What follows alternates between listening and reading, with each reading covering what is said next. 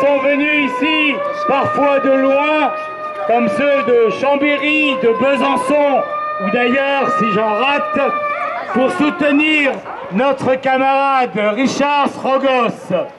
Vous le savez, Richard, en tant que président de BDS 57, et aussi en passant comme membre de l'UJFP qu'il est ici en Lorraine, est inculpé pour avoir fait des lettres aux pharmaciens en leur demandant de ne pas prescrire les produits Teva, des génériques pharmaceutiques bien connus.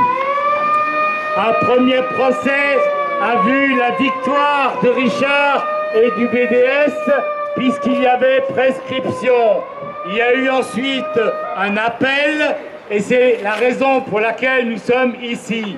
L'appel émanant tant du procureur de la République ici que des associations supersionnistes dont les militants sont juste en face de nous. Ouh. Alors, depuis le dernier procès, vous le savez, je ne vais pas être long, les choses ne sont pas du tout améliorées au Proche-Orient et pour nos amis palestiniens. Vous le savez, le président américain Trump vient de décider, ce sinistre clown vient de décider de couper l'argent qui était versé pour la survie des Palestiniens dans les camps, dans la région. Vous le savez aussi, la répression s'est accrue ces derniers mois et ces dernières semaines. Et à nouveau, des jeunes Palestiniens et parfois même des Palestiniennes et parfois des très jeunes comme Ahed Tamimi sont soumis à la répression.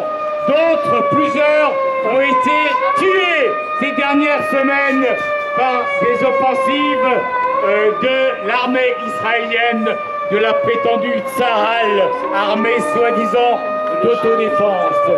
Eh bien, nous le disons plus que jamais, alors que l'ONU, alors que l'Union européenne, alors que notre propre gouvernement reste les bras ballants depuis 70 ans devant la situation gravissime du peuple palestinien, plus que jamais, c'est par la société civile internationale pratiquant le boycott, les désinvestissements et les sanctions que nous pourrons vaincre l'oppresseur sioniste.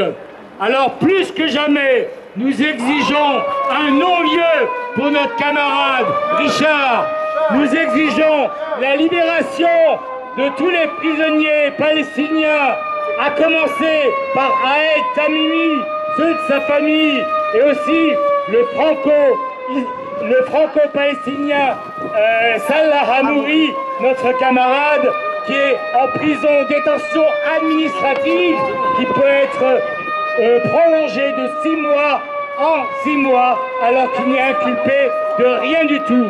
Eh bien, nous le savons, nous persisterons à manifester pour la juste cause du peuple palestinien et nous développerons toujours plus le boycott d'Israël. Boycott Israël!